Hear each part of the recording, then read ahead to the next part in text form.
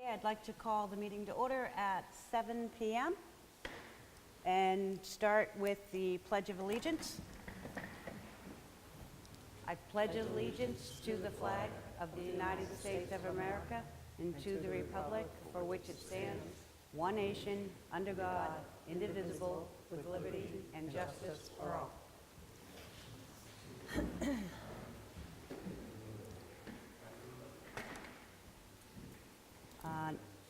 Next item, approval of minutes. Madam Chair, I would move that we approve the Selectmen's public and non-public minutes dated August 21st, 2018. Second. Any discussion? All in favor? Aye. Next item, fire rescue station update. Good evening, Board. Mike Pavero, Eastern Seaboard Construction. Pretty much on schedule from the last meeting. We've paved the parking lot with binder. Strip and wax the floors. They're doing final cleanups in the building now. I think in the next few days, there'll be a code review being done on the building. Signage is going up, and we're sealing the apparatus bay floor. So I would almost assume at the next Selectmen's meeting, we will talk about, well, we won't talk about anything. I'll probably turn the keys over to the Board of Selectmen for you guys to determine when you want the station to open. Sounds good. Programming door controllers. For what? Training a third person to program door controllers? Is that That you is or? That is not me. That's another item, okay. But that's our next item. Anyone have any questions about the project update? Right, well, thank you. Okay. So who's going to speak to the programming of Oh, I the, can speak to that. It's the doors for the new fire station can be programmed through software. And right now, Larry has one that is going to be trained on it, and the fire chief, and they were looking for a third person to do it. I did volunteer, and then we thought about the Chief Jewett. I don't know if he wants to do it or not. But I mean, I did volunteer to do it, to learn it. all right, so the fire chief is looking for a third person to do it? Yep. All right, well, we can let him decide whether he wants it to be you or Chief Jewett. Okay, so I'll just tell him to make a decision. Okay. I was just Any, going to say, right at the moment, Chief, aren't you the person who does the doors for Town Hall and the other place?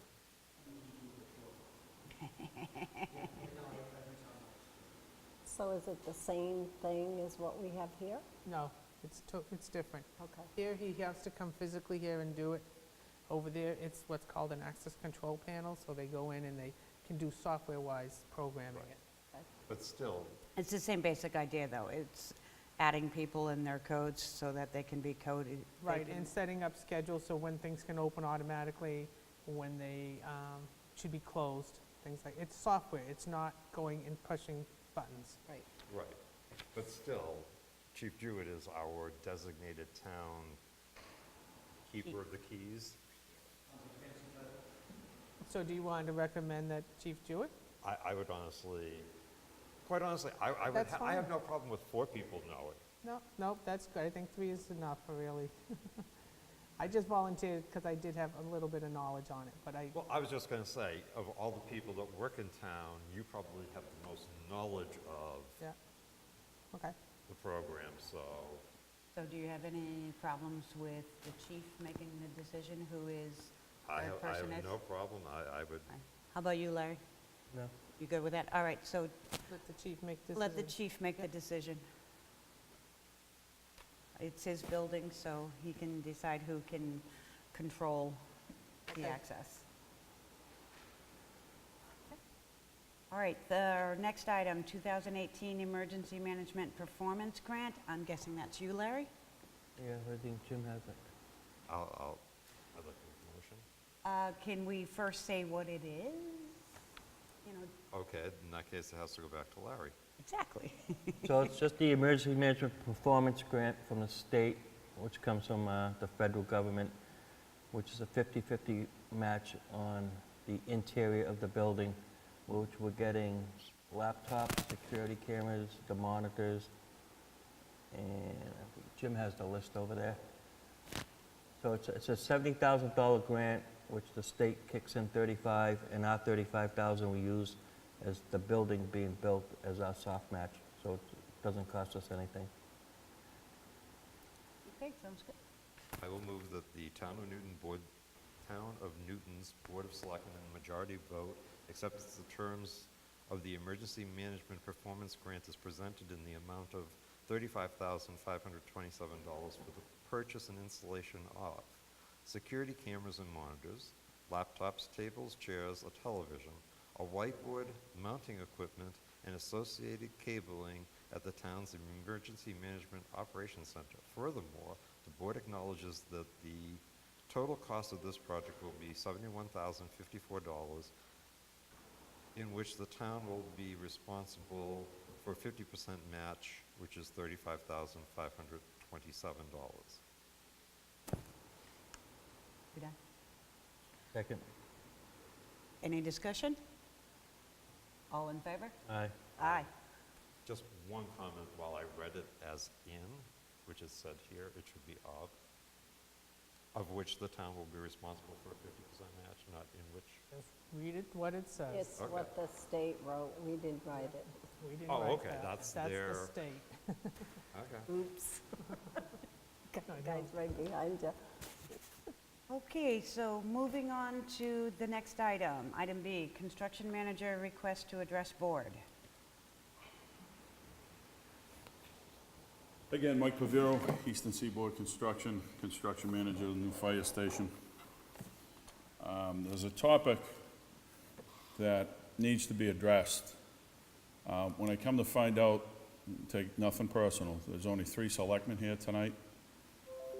I need a full board to discuss this matter. Okay.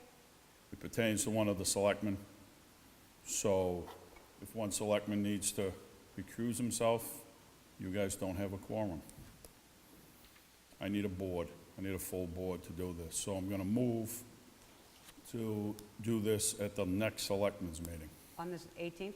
We should Whatever the have- next one is. We should have a full board on Okay. the 18th. Yep. All right, so we will table this discussion until September 18th meeting. Thank you. Okay, no problem. All right, item C, New Hampshire DOT Rose Corner Intersection Project, and I know we have a gentleman here to discuss it. Actually, 2 of us here tonight. All right, if you could introduce yourselves and then, Yep, I'm Don Lyford, I'm project manager with the New Hampshire DOT. And I don't know if this is on yet, but I'm Toby Reynolds, Chief of Roadway Section, New Hampshire DOT. thank you.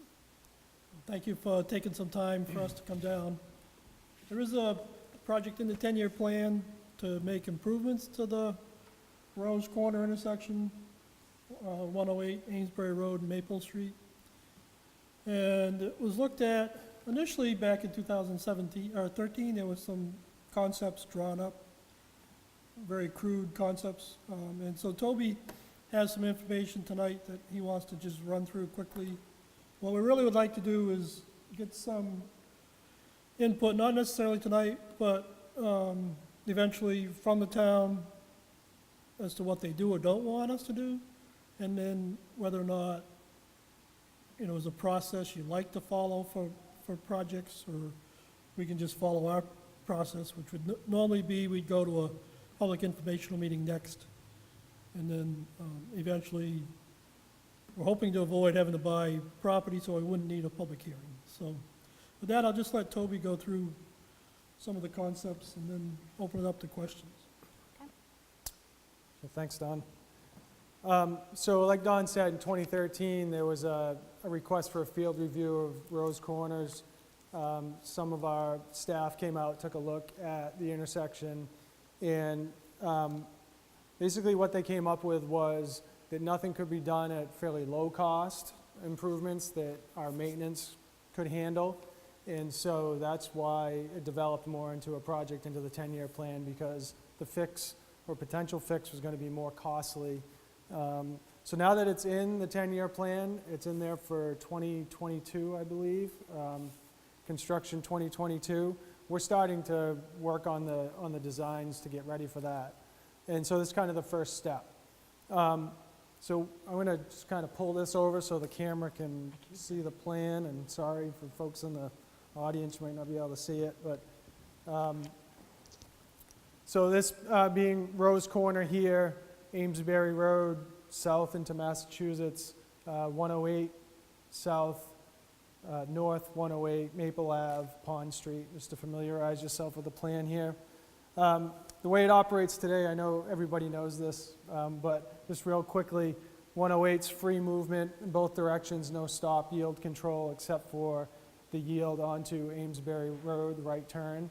And then Amesbury Road and Maple Ave are both stop controlled with right turn yields coming out of both of those roadways. Speed limit on 108, 30 miles an hour with an advisory speed around the corner for the curve of 20 miles an hour, I believe. We did some counts back in 2013, so the counts that I'm going to reference for traffic numbers are from then. We will likely get updated counts as we move forward. For 108 traffic, 3,800 vehicles per day on 108, the average. And the average on Amesbury Road is about 3,400 vehicles per day. So pretty equal volumes on those two roads. Currently, maintenance of these roads, Amesbury Road and 108 is it's DOT maintenance roads, and Maple Ave is a town maintained road. So what makes this intersection, I would say troublesome mostly, is the volumes are somewhat split between Amesbury Road and 108, in that the movements in the morning, 108 traffic turning onto Amesbury Road in both directions is fairly heavy. And then in the afternoon, traffic leaving Amesbury Road is fairly heavy in both directions on 108. You combine that with through traffic on 108 and in this curve in here, it makes for some problems. Crash history from 2007 to 2017, there was about 21 crashes here that we have on record. Of those crashes, 12 of them involved more than one vehicle, and 6 of them were determined to be failure to yield, which we can understand given the geometry of the intersection. So that's the background of the kind of the existing conditions that we're looking at. And so what we did is looked at a few layouts that had potential to work. These are 2D layouts, so we have not looked at 3D design of these yet to determine that everything can fit, that what properties would be impacted. We haven't got that far in the design layouts. But what we wanted to show you is just some potential layouts that we think have merit. And we have 3 of them to show you. And so I'll just go through each one, and then we can talk about them after, I guess. So this first one would be the realignment of Maple Ave into Amesbury Road. Could I interrupt you for just one moment? Yes, certainly. Diane, is the camera able to see the... It should be, yeah. All right, I just want to make sure that anyone who watches the video will be able to see those plans that Yeah, we he, can as he move this discusses them. however you would like, whatever would be the best. He looks like he's aimed right on it. Okay, good. All right, I just wanted to make sure before that's you great. got too far. So moving Maple Ave into intersect Amesbury Road, and then bringing Amesbury Road into more of a traditional T configuration into 108 in the middle of the curve for 108. That allows better sight distance up and down 108 for people turning out of Amesbury Road. Maple Ave being the lightest volume of all the roads in here. This setup would likely function okay. We do have some concern with truck movements with this setup. We may need to widen this throat some, and this left turn from 108 with a truck could be troublesome, and therefore we would have to likely widen this road as well. So that could result in increased impacts around the intersection. So that's one concept that we've considered so far. Another concept would be a more traditional stop-controlled, four-way stop-controlled intersection, which is shown here, oriented the same way. Again, Amesbury Road, Maple, and 108. Pretty straightforward, stop bars and stop signs on all approaches. The hatched area in here is shown pavement that we would be able to eliminate with a stop-controlled situation, as well as the islands in here would be eliminated. We didn't hatch those just for clarity. One of the things that we don't necessarily like about this intersection is the distance between the stop bars here. And we may be able to improve that as we refine the design. But in order, again, for the truck movements to work here, and so that the trucks don't overlap the stop. If we move the stop too far down, then trucks making this corner would overlap that stopped traveled lane or potential vehicle in that spot. So generally, we think this would work, but again, it would require some refinements. And then lastly, the last thing we looked at is the one-lane roundabout. This concept works pretty good from a traffic volume standpoint. It operates very, very well, given that the traffic from Amesbury turning onto 108, and then 108 traffic using Amesbury Road in both directions. This functions very well from an operational standpoint. It does take up more room. It's larger than the other two concepts. It will work for trucks, for large trucks. The interior apron here that's sort of got like a dotted pattern is for the rear vehicles of trucks to track over as they make a left turn, say in this direction or in this direction. It's yield controlled. The gaps that you need to enter a circle like this are very small because it's low speed. This is the most costly option of the options that I've shown, but operationally it probably is one of the better ones. Now, this rotary or roundabout that you're discussing, is there some comparison in size to some existing roundabouts so we could have a In New clear type? Hampshire? Yes. Like Lee or... Okay, it's nowhere near the size of Lee. But you see what I'm saying? Yeah, so Durham, UNH, the roundabout that's as you come into Durham by the gymnasium and the football field to enter the parking lot for the sports complex. That roundabout there is similar to this size.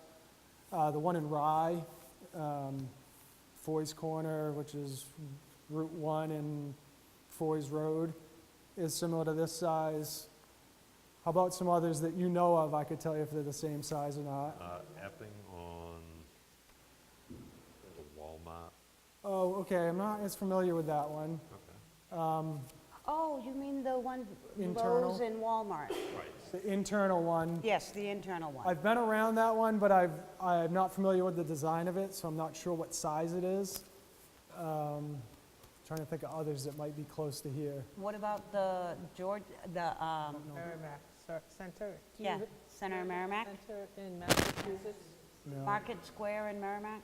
No. Market Square, is that another development? That's the one they're talking about. Merrimack, he's thinking New Hampshire. Oh, okay. We're talking Massachusetts. Merrimack, just south of here in Yes. Massachusetts. Yes, no, I'm not familiar with that one either. Mostly the ones in New Hampshire are the ones that I've worked on that I'm familiar with. Oh, the 97, That's Pelham. 102 Derry area, I think it is, Salem, Derry. Dairy Traffic Circle is not the same as this. Dairy Traffic Circle would be larger than this one. Okay. It also, the islands coming in here, these splitter islands are designed so that cars have to come in and physically, crank their wheel around this circle to slow them down. The dairy one has less of that deflection. It's more of a kind of an older style traffic circle. So like the one in Lee is a 2-lane roundabout, so that one's much larger and much different. The circle, the next one towards Concord on Route 4 in Epsom, that's more of a traffic circle as well, higher speeds. This is much smaller, much lower speed. I would say the one in Rye is very similar. There's one in Meredith that's very similar, Laconia. I know none of those are close to here. Rye is sort of probably the easiest one. Route 9 and Route 4. In what town? Oh, yes, the new one at the ramp, near the ramp. Yes, that one's very similar to this one in size. The one-lane roundabouts that will accommodate truck traffic, they all tend to be about the same size. Okay. Lisa? One of our selectmen that isn't here tonight, he was wondering about, instead of the roundabout, maybe putting a stop at the end of Maple and the end of 108 southbound. So a two-way And stop. let Amesbury and Route 108 be the throughway. So a two-way stop with only having a stop here and here. Yes. And having this be the main Yes, road. yes. That does have potential from an operations standpoint. Actually, our traffic engineer was looking at these layouts today with us, and we talked about that as a potential option. We haven't looked into it that much, other than, just what we talked about today, so that is a possibility as well. Okay. Yes? Open forum, go right ahead. Mike Rivera, Road Agent Newton. I can tell you my personal opinion, option 1, I don't think that's going to have any legs.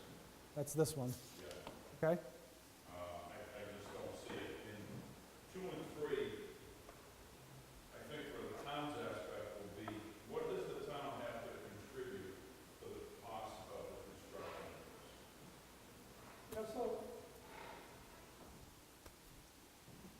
Right now, this is all federal and state funds for this construction. I don't know if there's any town water or sewer lines out here. No. Yeah, so there shouldn't be any town money up front. And I don't think there's sidewalks. We don't have sidewalks Yeah, either. so you wouldn't have to maintain those. If we put in a landscaped island, we would ask you to manage that. It doesn't have to be landscaped. So right now, there's no, Construction cost would be absolutely nothing that the town will be responsible for. not that I'm aware of right now, so. So now that you know that it's not costing the town anything, which one do you like? Yeah, believe it or not, I think I still like 2 better than Which, 3. So you like the four-way stop and... And in case you didn't catch that, that's Mike Pavera, our road agent. You maintain Maple Street, right? Maple Ave, and, I mean, we have a joint, yeah, Maple Ave is the only town road in that 4-way road intersection. The intersection itself becomes a little problematic, so we kind of don't share that because of the way we pass in and out, what it works. sure. You know, we get it done between state and town. Mind if I ask a question? Oh, go ahead. Yeah, I have another item. On one of the original draft drawings of, say, the Rotary, there was some changes denoted for Pond Street as well, as it came into 108. Is that reflected or required for any of these plans? It's not reflected here. Don and I sat out here for a little while this afternoon before the meeting, and we were surprised at how much turning there is in and out of Pond Street. So that is something we'll look further into as we develop a couple of these concepts, to see if the improvements extend to Pond Street, and if they do, how does it impact Pond Street and then if we need to do anything to accommodate that. So none of these concepts currently has looked at Pond Street, though. Okay. So you think there was somebody else who made some other drawings possible? I was one of the main people in a charrette that was held.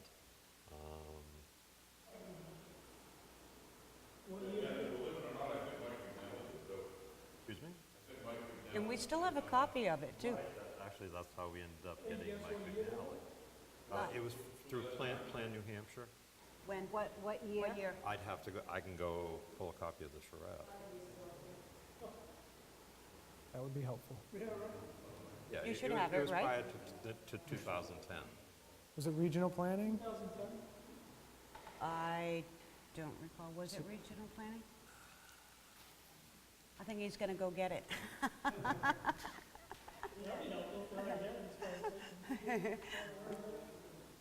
But again, that was only a concept drawing, if you will, of the rotary, Okay, or roundabout, whatever you want to call it. Sure.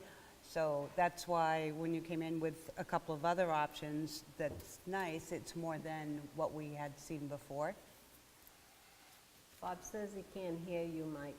You can hear everybody else but me? In the meantime, does anyone else have any questions regarding these concepts? yeah, sir, please. Can you, Charlie, you speak so softly, I'm sorry. Yeah, we want the people who are watching to hear you. Hey, Lee, I had a question When this came about, Who did?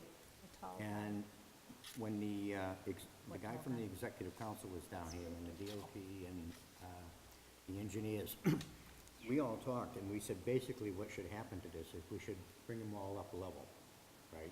And we talked about a light, A traffic signal? traffic signal at that particular time. And which would have to move over into everything would have to move over this way into the wetlands area. And then what you would have is you'd come up to the stoplight going north on 108. You'd still be able to go into the Amesbury Road.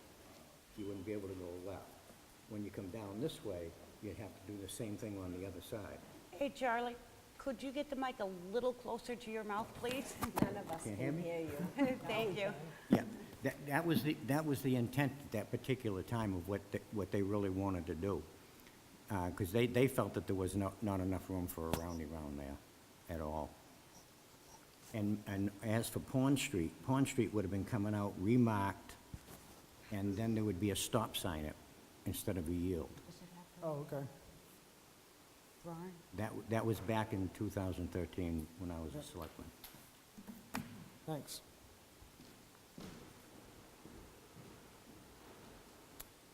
Think so? Yeah. Jim? We had a charrette in 2009 2009. regarding village districts.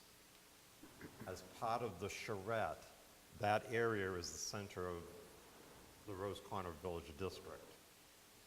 And they had proposed it as part of the charrette was to reconfigure 108 in that area to reduce the speed on the road and to make it a more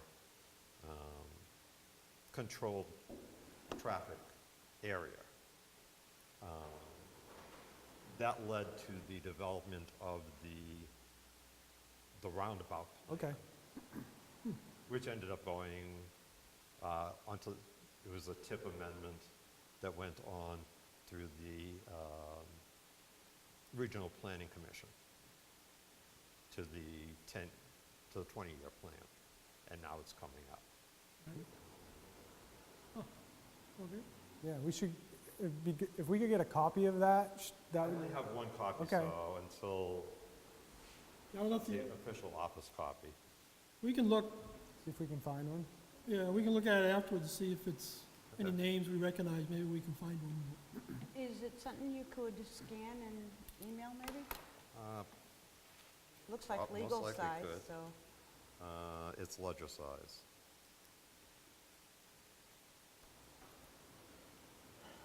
So we could scan it and send it back to you too, Very good. if you trust us. I'm sure, well, No, I'm not going to tell my planning board secretary that this document left the office. We'd do better having our secretary scan it and send it to you. Sounds good. Someone else have any? And we just one lot.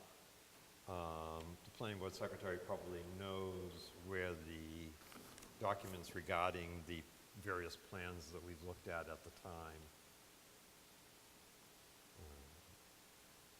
are in storage. Mike? I'm gonna go up, because evidently nobody can hear me. Yeah, right. It's great that you're here tonight doing a presentation, but we're coming, I know the time frame is 22. 2022. To come up with a design timeline, what, in the next 2 years, you're gonna go from option 1, 2, or 3 and narrow it down to one of the 3? Something like that? Something like that, yeah. So like Dawn mentioned, our next step would go to a public informational meeting. And at that time, we'd have these designs a little bit further developed so that we could understand if any of them fall out. Like, we can't physically make them work now that we have all the survey. We would know better what property impacts we would have, if any, what drainage problems we would have, if any, utility impacts, those kinds of things. So once we put a little bit more work into these, then we would come to a public informational meeting with some or all of the options, invite the abutters, and get some more feedback from that type of meeting. And then, you know, based on that, we may have an option that seems overwhelmingly has the most support, and then we would likely move forward with that option, providing it fits inside the budget. So that's kind of the process that we'd be looking for, looking towards. And I there's a mean, number I think everybody in this room is happy to hear something's gonna be done in that intersection. Good. I know you had the data. Police chief's here, and I can tell you, Nancy lives on that road. I've been there 37 years, so I've probably been through that intersection conservatively 40,000 times. The near misses is staggering. Staggering. How many times you've seen, I mean, just, and the biggest offenders in that intersection are the cars, and you guys did your evaluation out there, but I can tell you, the biggest offenders are the southbound travelers on 108 that go down Amesbury Road. They are just amazing how many of them never hit a brake light Right. going across that intersection. And that was the question I was going to ask earlier, is what is the number one movement that's most problematic? That's it. Okay. Yeah, that's it. I mean, you're gonna have an occasional something else. Yeah. And I don't know if Mike knows, you'd agree with that one? Yeah. And I don't know what the accident recreation or where they came from, but I'd be pretty confident that that was probably the biggest offender in the ones that are logged as accidents. Okay, great.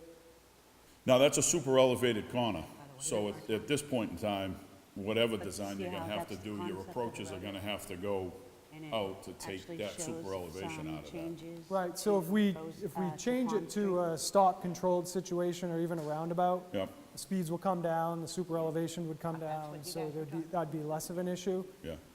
If we keep 108 in some form at speed, 25, 30 miles an hour, we would need to keep the super. Yeah, correct. Okay. Yeah, I mean, me, just, and we'll go through the whole process, like you said. I'm kinda liking that one better than the other 3, but it'll be a joint decision. Thank you. Great, thanks, sir. Yes, It is on our website. This is Oh, the great. concept drawing that I was talking about. okay. It's on the great. town website, so if you wanted to get a good look at it. All right, excellent, thank you. You're welcome. Lisa, one quick thing. Our Selectman Donovan said that people that go to the stop sign on Amesbury Road fly right through the stop sign and, you know, cuts people off. Stop sign, let me just make sure I understand. On Amesbury Road, when they come to that roundabout, So there's already a stop sign? there is a stop Yeah. sign. So Yeah. this movement here, going straight through, a lot of people don't stop. He also says going on to Maple Ave, so there's a... There's a right turn yield Right. there, yeah, Right, correct. but there's no stop sign there, you know. You go a little further, the stop sign is... And that gets a little difficult when you're dealing with the North Main Street, the 108 North Right. going, right, so if you have traffic going 108 North to Maple Ave, and you have traffic going Amesbury Road to Maple Ave, it's not always clear because the person traveling 108 doesn't want to put his right turn blinker on because of Amesbury Road, but he wants, do you follow what I'm Yeah. saying? Yeah, if he puts his right if he turn puts signal his- on, you think he's doing this, Exactly. and this guy could pull out in front of him. So that tends to make things Okay. a little difficult sometimes. Same thing with the left-hand turn. If you're turning onto Amesbury Road heading south on 108, people can mistake you for wanting to turn left on Maple Ave or on Amesbury Road. So, Yeah, we've noticed when we were out there that some people did and some people didn't use the directional. that's why some people, in fact, it was on Those- Facebook the other day, you know, people aren't using their directionals, and You can't this use is it. why.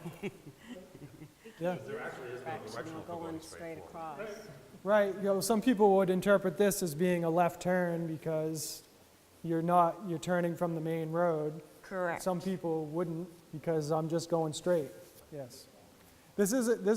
We have this type of intersection in a lot of places around the state, and it's the same problem. It's just an Well, old style. It's the that- same as 107, 108, in like East Kingston, and we have the same four-way where 108 goes this way, 107 goes straight, so we still have those types Yeah. of intersections there as well. And as the volumes grow, they get more problematic. It's just this one actually has the curve that makes it more difficult. Everybody It's that wants to do curve that kills us. Well, and part of that, I'm one of those people that has a tendency to go south on 108 onto Amesbury Road. Part of the problem is that you end up coming to a complete stop on 108 headed southward towards Amesbury Road, because you can't see around the embankment there. So a stop so that it's a secure ability to cross over, or the roundabout, either works for me. And it's the same thing with the north. If you've got anyone going south on 108, well, you're going north on 108. So someone south on 108 going on to Amesbury Road, and you're going north and staying on 108, you can't see if anyone's, and a lot of times the people going south on 108 aren't slowing down or stopping. So you have that issue. Going north, you have the speed limit dropping down to 20 miles an hour. 30. Or, no, it drops down to, I think it's 20 or 25 going north, just before the curve. Yeah, but you don't have that going south. So when you hit Rose Corner, you're still 30 miles an hour. So that can be very dangerous, so I tend to have to slow down a lot until I can see whether or not somebody's actually going to go onto Amesbury Road. Okay. A few years ago, I believe, there's people from the DOT that came down, and we spent most of a day out there, and we noted that I think it was about 7 out of 10 tractor-trailer trucks that came out of Amesbury Road onto 108, scraped some part, and if you notice, there's a lot of damage to the, Problem. they have no idea either how to drive or how to get around the very strange embankment Yeah, is there. yeah, it's the super elevation. Oh, okay. So you have a sharp, every time it's overlaid, that gets sharper. Right. Right, does anybody else have any Roger?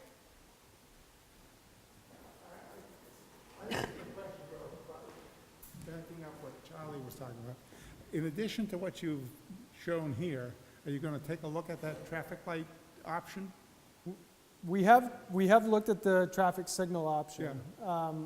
One of the things we look at for traffic signals is, we call it warrants. So we look at the conflicting traffic for for all the movements.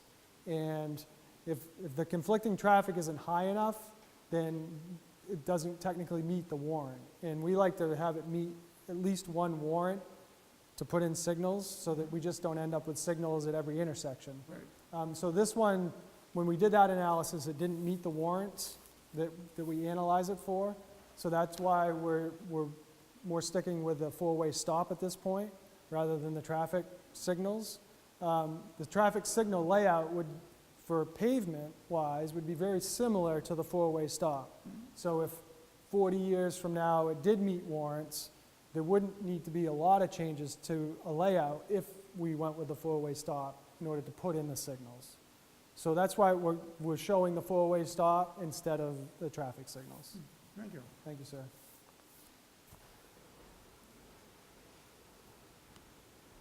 All right, I think we are good. All right, great. Any final words, or? Just, we have started to put this project on our website, so if anybody wants to call me or email me, my information's on there. I think you can just do NHDOT Newton, and it'll bring you to the project-specific location if that's there. All You right, might be able to just Google my name and it'll, thank you very much. I Thank you. appreciate the time. yeah, thanks. All right, moving on to item D, JM Protective Services. Come on That down. would be you, correct? You want to let these people go back? If you want, you can, although I know those are a lot more comfortable, but feel free to stay if you like. Good evening. My name is Joe Morrison. I represent JM Protective Services. We monitor the electronic systems in some of the town buildings here, Gale Library, the old fire station. The reason I'm here tonight is Nancy and Diane asked me to come in and talk to you about the communications we currently have with the systems. When the systems were installed 12 years ago, at that point in time, we relied on Ma Bell, Verizon, Fairpoint, 9X, whoever they are, in their current rendition. Town currently has a third-party phone provider that at some point the phones go from what we all understand phone communication to be to now it's VoIP or voice over internet protocol. The systems have a hard time getting through on these lines, and they tend to break down a lot more than standard copper, but that's gone away. Recently, there was an outage at the library. It exceeded 3 days. That means there was no fire protection, and if there was a duress situation down there, no one would have known about it until somebody came by the building. We have proposed to install cellular communicators at each of the buildings, so that way, when the alarm signal goes out, somebody gets it. Okay, and this is Gale Library. Gale Library, the fire system, the duress system. Here, the fire system, we can do the duress system here too. And again, depending on what you're doing with the old fire station, I would recommend, even if the building is unoccupied until you dispose of it or decide what you're going to do, in the event there's any sort of loss, you have coverage. Okay, and who do we use for the police and fire station, the new fire station? Do we know? Wasn't involved in that. Just curious. Mike might know. Oh, the alarm system, you know, fire and duress? It is cellular? And what about the police department? Do you know, Chief? The voice over IP, or?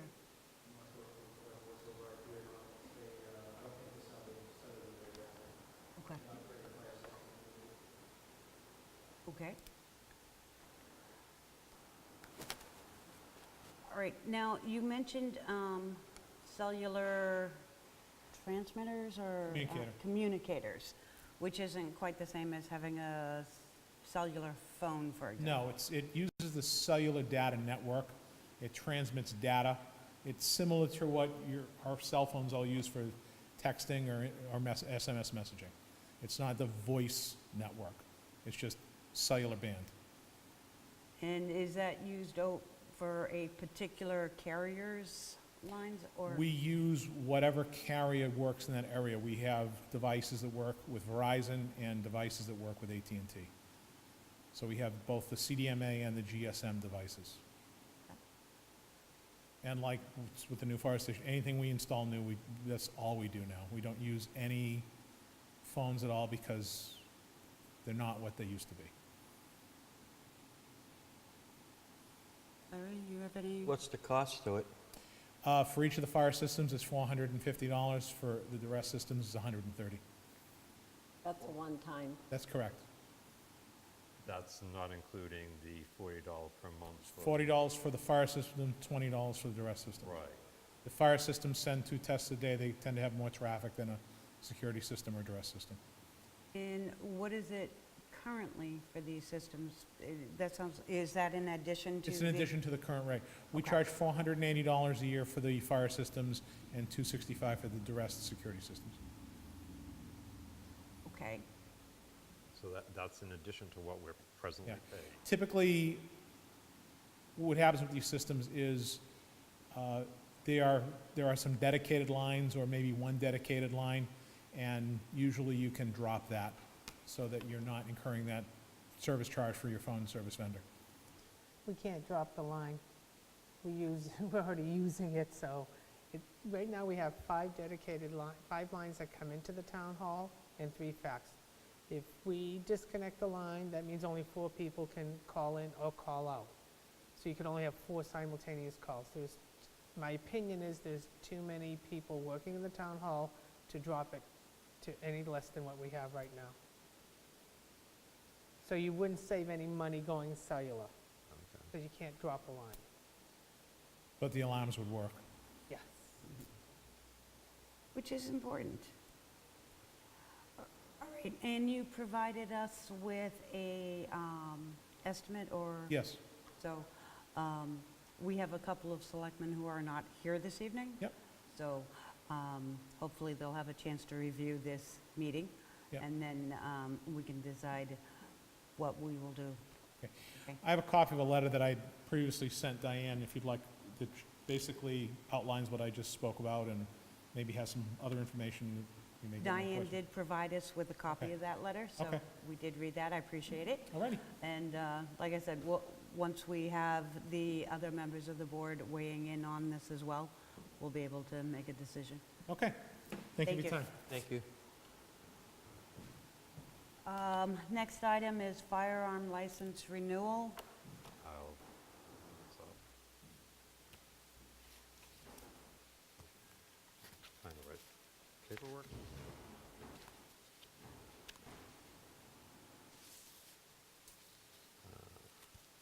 Richard Thomas of 11 Kenwood Drive. Let me see if Mr. Thomas is here. Doesn't No, look he's like not it. here. Nope. This gentleman, this is his, I believe, 2nd or 3rd renewal. Third. Excuse me? Third. Third.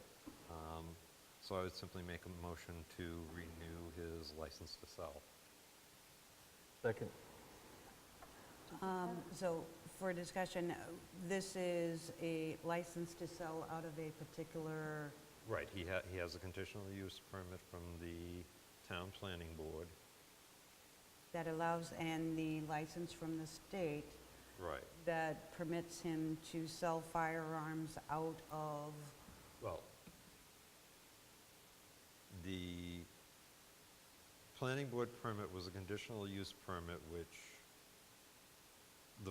had a 2-year condition on it, and after the 2 years it was reviewed and finalized.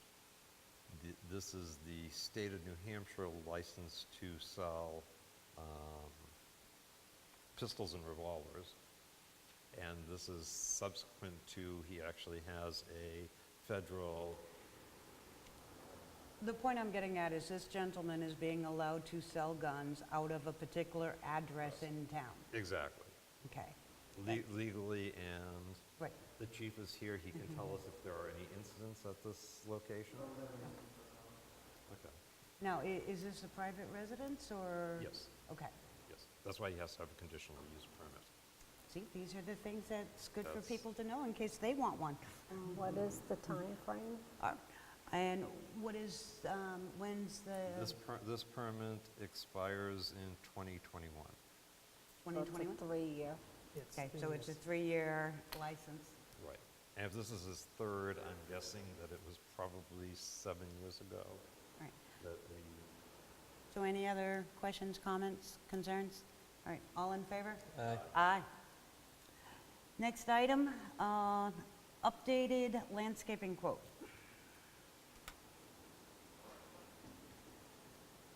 Okay, so we're starting to mow the new area of the fire station up on 8 Merrimack Road. We got some, the landscaper has given us quotes to do 2 options, to do different sections. Option A would just do like around the perimeter of the fire station and just book down towards the field, the open field between the back of the fire station and the white fence. And then he gave us option B, which is to do everything right in the white fence. He also gave us he gave us some preliminary numbers to have for spring and fall cleanup as well. I got those late today that I added to the spreadsheet. Okay, so the updated landscaping quote, is that for the remainder of the year with the change in work that we require? And then there's also the next contracted landscaping for 2018, 19, 20, whatever? So whatever we decide at option A or B will be included into the contract, yes, at Or the same in rate. the existing contract? Correct, the Okay. existing contract. Yeah, that's how we left it at the beginning of the year when we signed the contract, and it would just be added once we figured out how much area. So if you can open up the spreadsheet that says 2018 Granite Coast update and then today's date.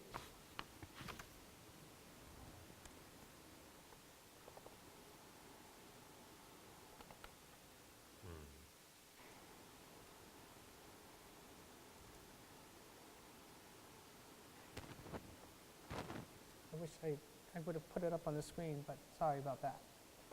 Didn't think that we would. That's today at 6:28 PM. You get it? It's working on it. All right, yeah. Our network's a little slow tonight. okay. So Do you want this, Lisa? I brought a copy. Is there's that a copy in the updated? red folder too. Oh, okay. Is it the latest copy? All right, I Yeah. have it now. This one isn't the latest. So my copy is open. You see? It's not local. All right, Was in the so, red folder. Okay. I think what it is 3 people are trying to open the same file at the same time. yep, so mine is open. And so what is the increase from what we were paying and what we are modifying the contract to include? If you want, do you want to do option A or option B? Were we doing option A or option B before? You weren't doing either because you weren't mowing. These are your options to add additional. Oh, just for the fire station, Right, okay. exactly. Mr. Pavero, do you have some thoughts for us? I may, depending on the numbers. Can you tell me, I haven't done a little look at the quotes, but I can stand here and tell you that the neighbor takes great pride in his yards that abut the fire station. And I think we need to do the same, being a cordial neighbor. So what is the difference? Either one of these are gonna increase the maintenance at the fire station. Yes. What is the delta between the two of them? $75 per service. I'm not sure what is it the area that's being, Roughly $2,200. Yeah. I'm sorry, say again? The delta is $2,200. 2,200?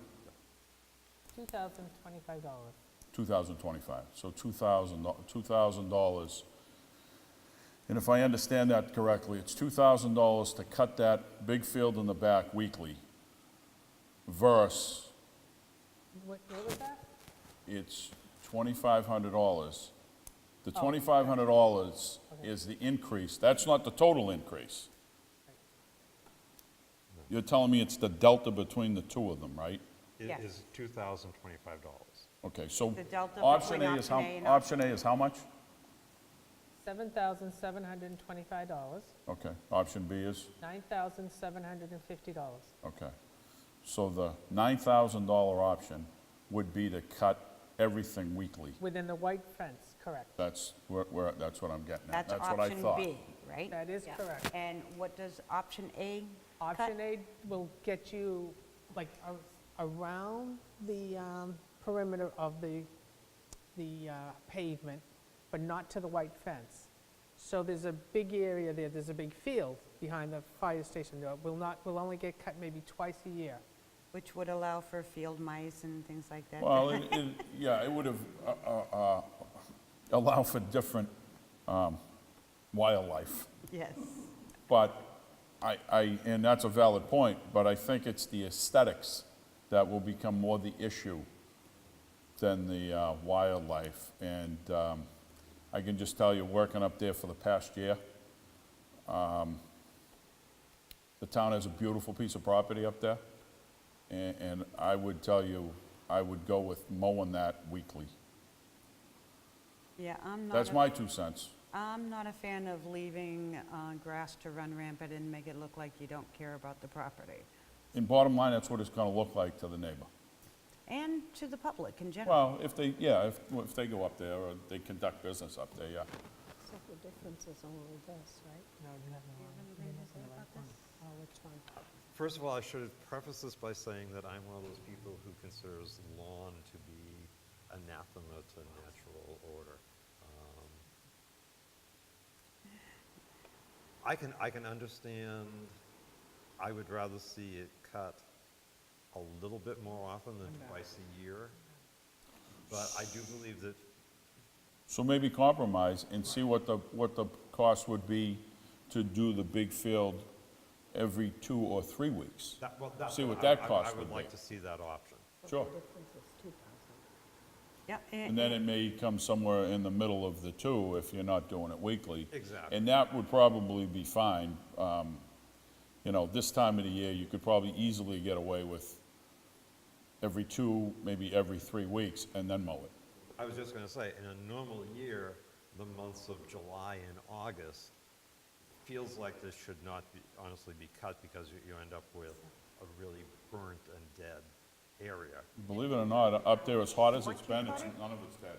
all right, Yeah. a couple of things to mention about this is, if you cut more frequently, you are cutting smaller pieces, which means it can mulch and go right into the ground.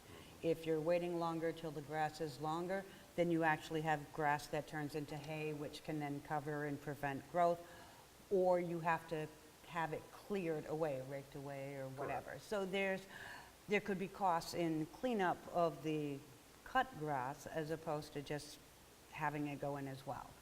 It would really be an idea of, is it going to cost us more per cut if they do fewer cuts, is the question. Good question to ask the landscaper. I don't Yep. think it will.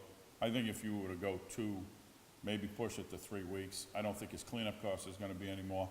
The It's cut just a costs would question go to, down and it's a question to ask. ask him, yeah. We You get know. a 3rd quote. Yeah. And it is possible that it could be left a little bit taller, which, you know, okay, you have one area that looks like a green and some areas that you could look a little bit more like a rough. Nuh-uh, No, that's not what he wants. no, we would want uniform heights across all of the field or grass Oh, area. okay. Having variations in height just aesthetically would not look right. It would look like he did something you. wrong or forgot to mow or something, to a lot of people.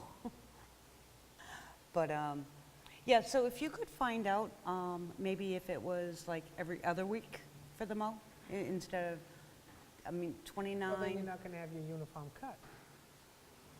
Because they come weekly. Yeah.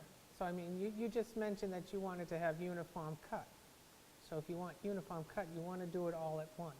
I'm just Yeah, going back to what you're saying. It's good, we would Well, want them that all second cut, week- we would want them all cut at the same time, yes. right. What But- I'm saying is, if you skip a week in the field, it's You going to be would skip twice a as week in the high. police as well.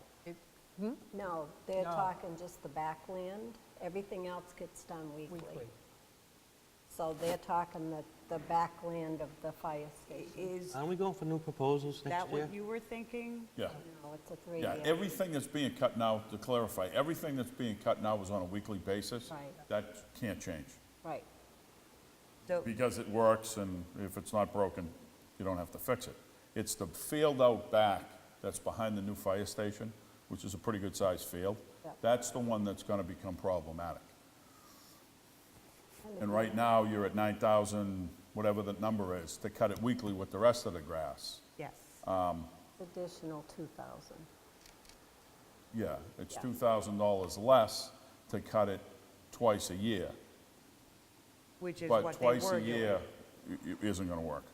No, So you gotta find some, you know, some happy medium. yeah, and maybe every other week for the field and see how much the decrease. Let's put it this way, if he's gonna cut it every other week and the number's gonna decrease $600, probably not worth it. Yeah. exactly. Okay, so we can take a look at that, and if he does it for a while and it doesn't look right, then we can always revisit it as well. Well, just so you know, Diane and I went with option A because we didn't have the board's meeting yet to discuss it. So if you want to go with option B, we can change it to that.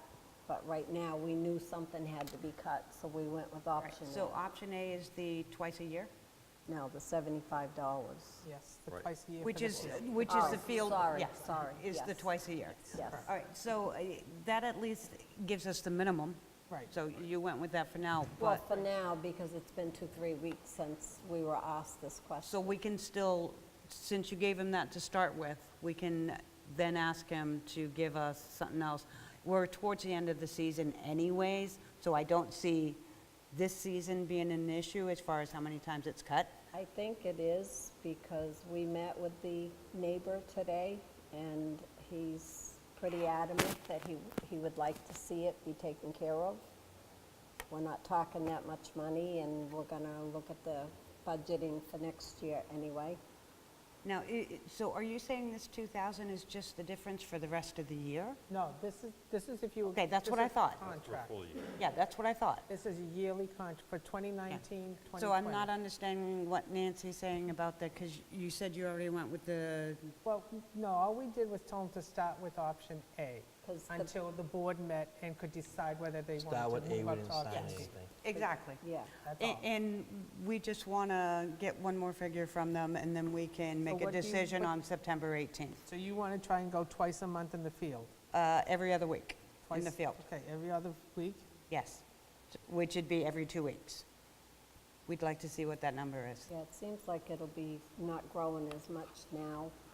Everything will be probably going. Well, I figure think of it this way, it's $75 per service, okay, to do the field, and it's $75 per service to do the area that we're doing now with option A. Right. So it's $75, so you're gonna be costing you $150 extra a month. Right, versus $300 Yep. extra a month. And it's a good median, it's half and half. And we can try it for the rest of the year, have them cut it twice, Yeah, every other week. Say, okay, we're gonna go option A/B. Correct. Right. And cut it. And cut the see what it field looks like. And see what it looks like. And then if we don't like it, and if we get complaints, then we'll just have to, Revisit it for the next contract. next contract, okay. So I'll tell them to do that then for this year, That works. and then we'll see how it looks, and then we can revisit it in the spring. Okay, that takes care of landscaping Can I quote. just, Yep, Mike, do you think that would satisfy him for this year? I heard part of it, and I'm gonna say, because it's that day at clerk, I It's what you suggested every other week. Well, he did say that that might be an option if the money factor is an issue, he'd be fine with, but we have to look at it and see if it's growing fast, we don't want to go 2 weeks. So we need to use our own judgment. Correct, but for now, we'll start with the every other Yeah. week. Okay, I'll let them know. Save us a few bucks in the beginning anyways. Well, we also have to remember, we're coming up on budget season. You know, we're looking suddenly that, just that piece of property next year is a bump of $2,000 in the budget. Okay, so that takes care of it for tonight. Review, commercial trash hauling pilot program. I had wanted this for the full year, but apparently we went for a shorter period of time. So we're up to see how it's going and whether or not we're going to extend it to the end of the year, I believe. Yes? I know. You're coming. Hello. Hi, So would you like to tell us how it's going and, well, who you are and, my name's Steve St. Cyr. I'm one of the people doing the trash hauling program, and I think it's going pretty well. I have 16 or 18 customers, and everybody seems to be pretty happy, and things are going smoothly, I would say, all the way around. so with the initial policy as it was set for the pilot program, that's working out? You haven't found any conflicts or anything with that? Yeah, no. I heard nothing but positive from the transfer station. All right. I Well, was just gonna say we have a transfer station rep here, so We have a thanks, couple. Steve. We're going to ask Pete to come up and express his side of things. It's going very good. Can you tell us who you Yeah, are Pete first? Gagnon from the transfer station. Since he started, very professional, never had any issues with him. Takes care of everything, never leaves any trash on the ground. I think it's doing great. Right, so all of the preliminary policies are working as far as tagging, the hours, days set for dropping off trash or disposable. How's the recyclables part of it working? Is he bringing recyclables in? Yeah, not as much as I thought was gonna be coming through there, but yep. Okay, and we haven't encountered any issues with the trash hauler coming in and then us having to turn away anybody because we have full canisters or No. anything like that? Not at all. It's going much better than I initially thought it was going to. Excellent. So, any final comments for us about the, No, I'd say keep it going till the end of the year, absolutely. right? Madam Chair, Yes. I would make a motion, I would move that we extend the pilot program through December 31st. Of 2018. Yes. Do I have a second? Second for discussion. September. It's just to the end of the year because January 1st is when we would be renewing any. Okay, that's fine, yeah. Right. Yep. All right, Just, hold on. We have a couple more. no, I wanted Oh. to make a comment. Go ahead while he's One coming of up. the things that, while it is lovely as the transfer station and the participant both have no problem in the summertime, I would like to, and this is a comment I made way back when, I want to see how it's going to play out during adverse weather. You know, is this something that come December 15th and we suddenly get 2 feet of snow and there are 20 people trying to use the transfer station with very limited, you know, the road agents no longer here. Vehicle space. Exactly. How is it going to, you know, right at the moment, the transfer station is almost a delight to go to. And it would be interesting the week after Christmas, too. Exactly. I just wanted, I'm Jack Kozak, I also work at the transfer station.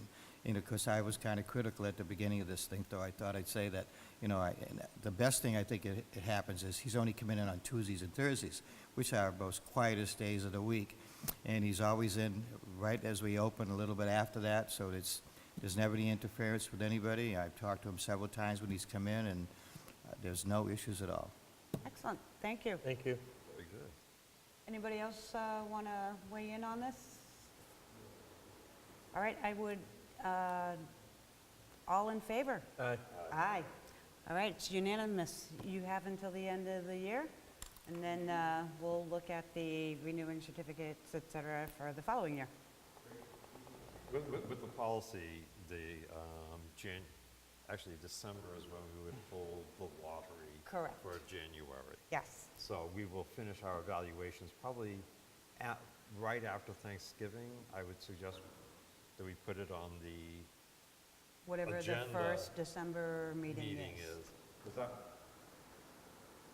Thanksgiving being not only the heaviest travel day of the year, but actually I understand that it's one of the heaviest days for, the Saturday following Thanksgiving is one of the heaviest days probably to the transfer Yes, but he station. doesn't go there on Saturdays. Right, but he's going to be picking up trash that's going to be going on Tuesday and Thursday. Yeah, of the and you wouldn't following even week. have the Thursday that week either, because that's Thanksgiving. Right. That would be interesting for you So for the at following Tuesday. that's a really good shakeout of whether or not everything is going to work in a really busy season.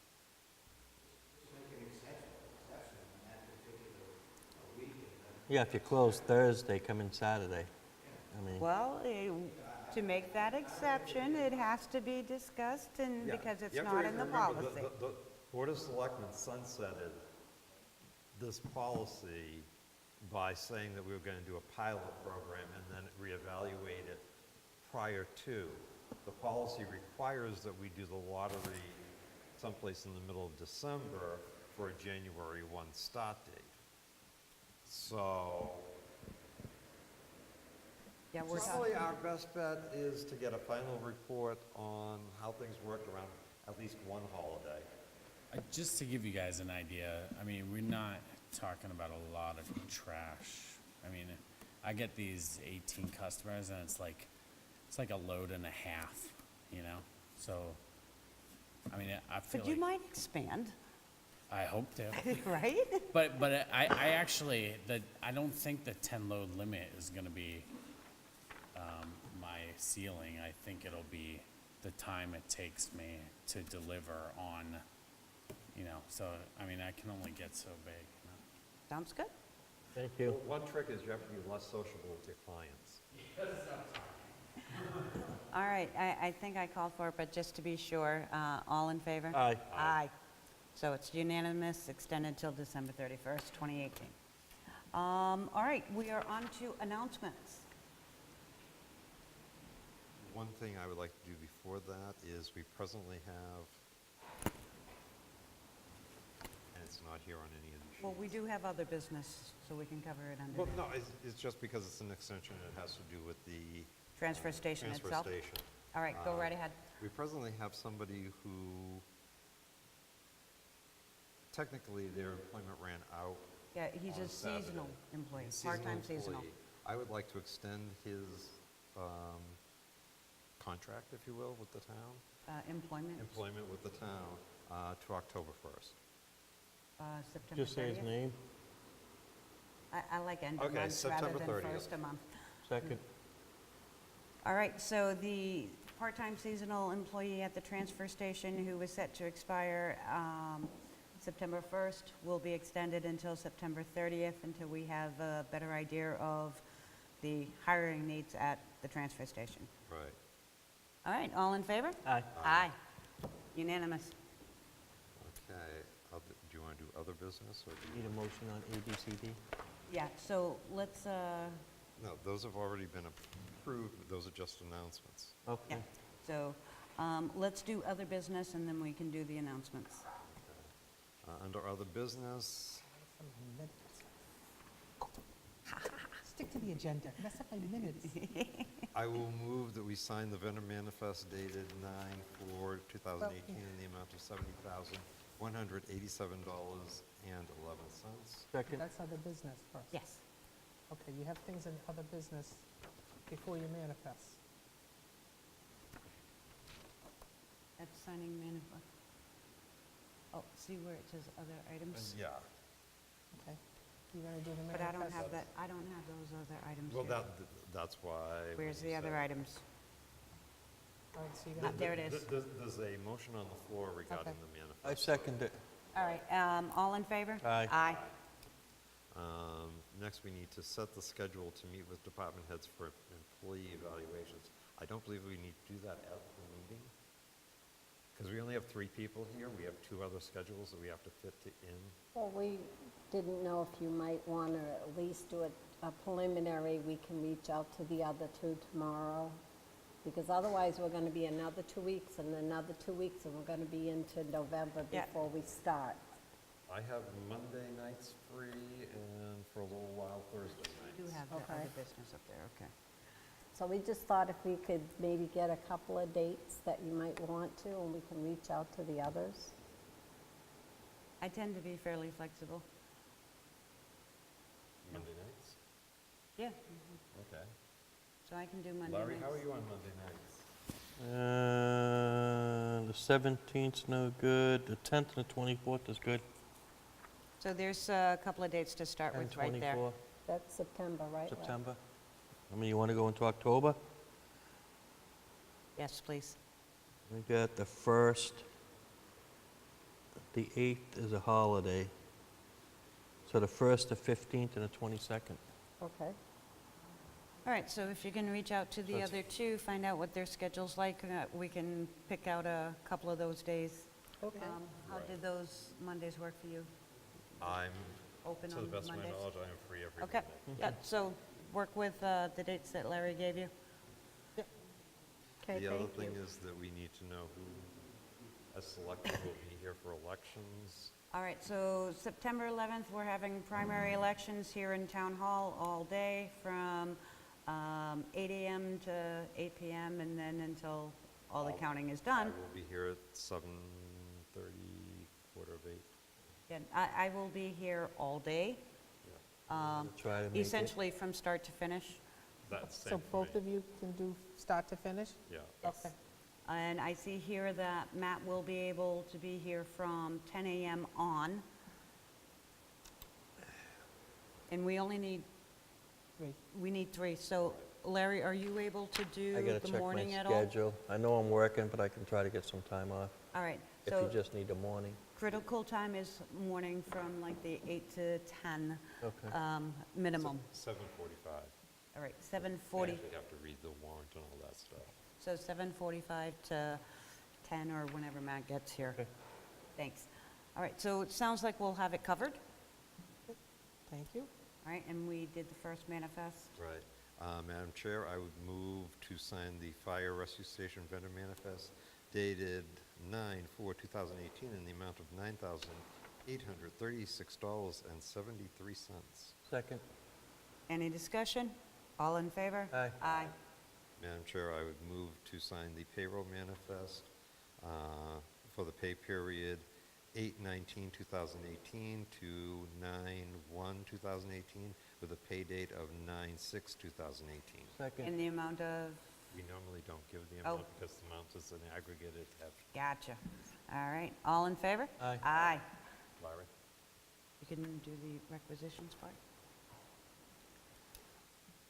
Okay, so sign, I make a motion to sign requisition 2669 in the amount not to exceed 2,500 for inspection of 8 Merrimack Road, building the new fire rescue station.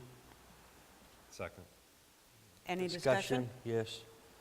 So basically, this is, we're hiring a third-party inspector to inspect the fire station for occupancy, so we can move in.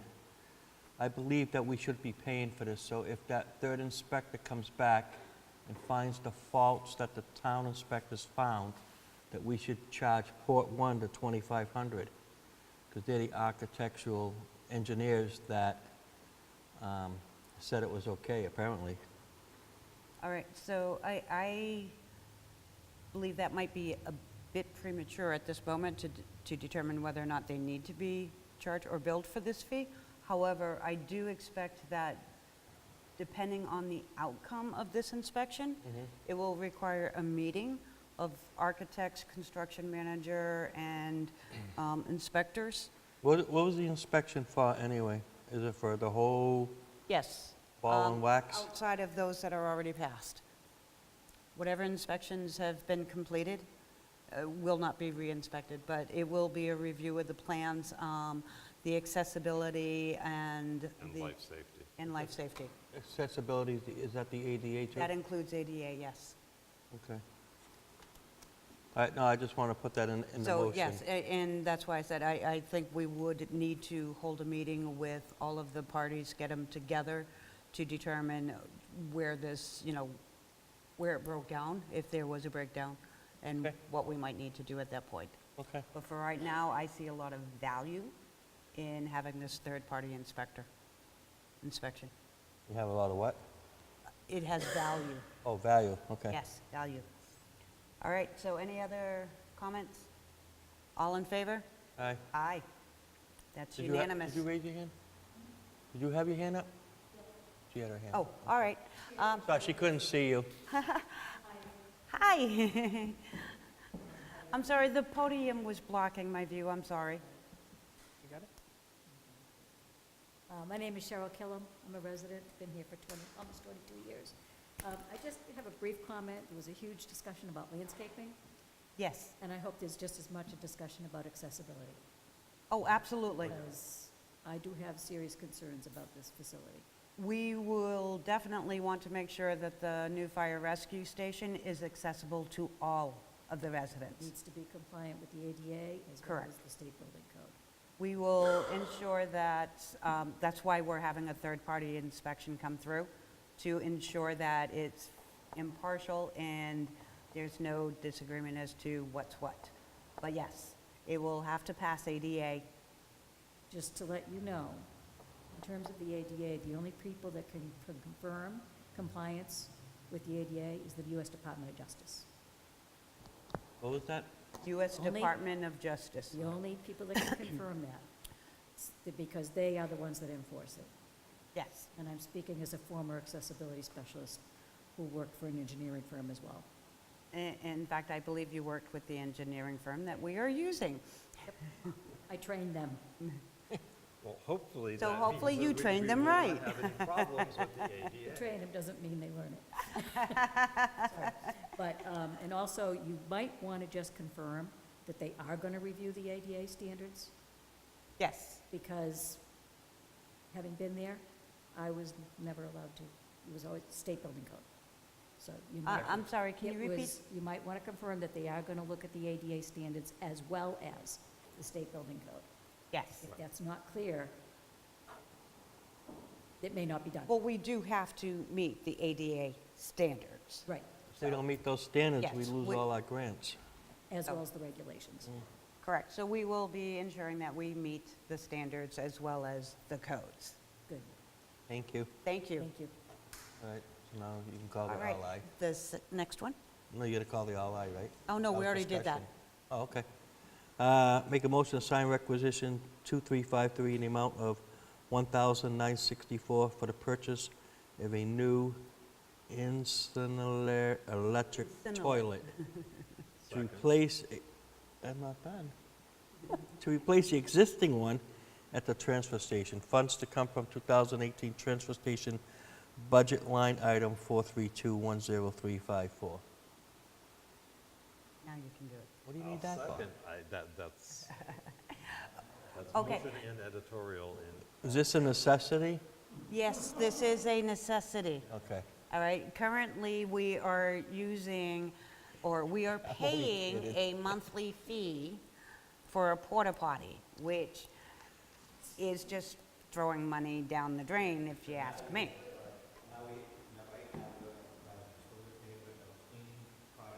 So nobody's going to hear him, so if he Yeah, wants to be Jack, heard, nobody's hearing you. Yeah, you need to use the microphone, please. you want to be heard, I'm sorry. Jack Kozak. But right now, in our current toilet, I know we've already gone this far here. They clean it once a week. Nobody has to clean it down the transfer station. There's no labor. There's always multiple rolls of toilet paper in there. There's sanitation. The place is clean, immaculate.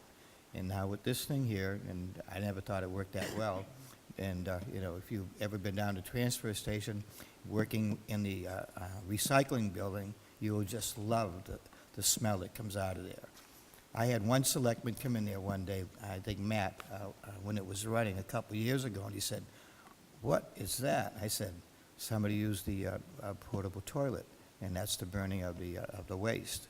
And, because it comes right in there with the wind, the location of it, which is a costly move. I don't know why it was ever put there, but that's my complaint about that thing. When you work down there and you've got to breathe that, it's really wonderful. Maybe the building can be relocated to another area. We can investigate Yeah. location Yeah, of the that building. location's terrible, yeah.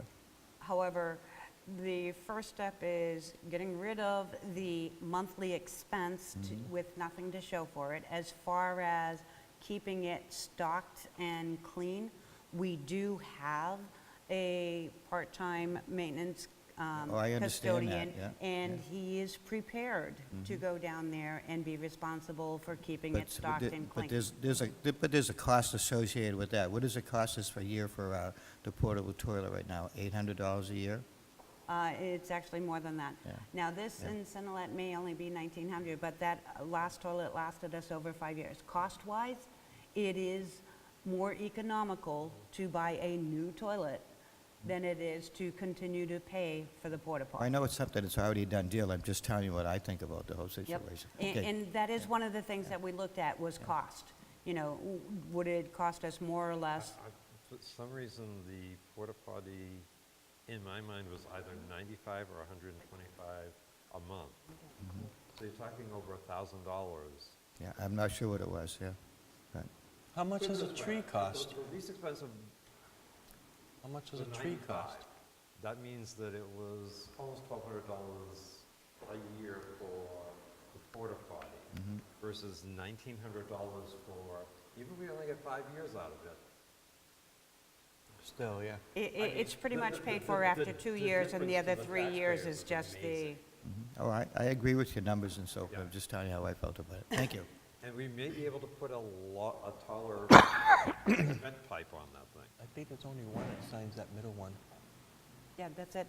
All right, as far as I know, we have gone through all the items. Does anyone have any other business not discussed or on the agenda? Thank you, guys. You need to do your announcements. Oh, the announcements. That you Well, I was bypassed. doing any other business before we go to announcements. Look, everybody's And leaving. it looks like there's no other business, Is that where, and I will now do the, Lisa, is that where we announce the Old Home Day? we can do that as well, yes. Again, it's not under announcements, though. However, under announcement, we have new hires effective August 21st, 2018. We have hired part-time certified probationary patrolman Cynthia Lebsek at grade 8, step 7. We have hired probationary firefighter Matthew Black at grade 10, step 1.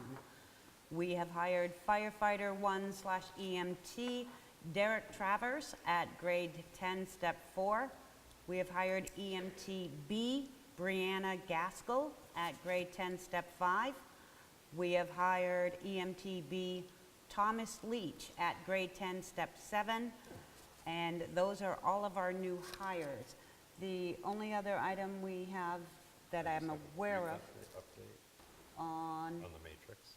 okay, let me just make sure I get this last announcement out there. Just as a reminder, Old Home Day is September 15th, 15th, yeah. done. and it School. is at the Memorial School. And just for my fellow conferees on the board, you received a email this week.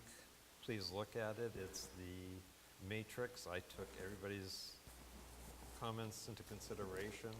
I corrected the math that nobody caught me on. It's now a 20-year matrix, or a 20-step matrix. I removed all the unwanted lines of the matrix. And I have produced, though, you'll be getting it in an email later tonight, the half-step schedule. I just need to do a couple of little changes to the vocabulary of it.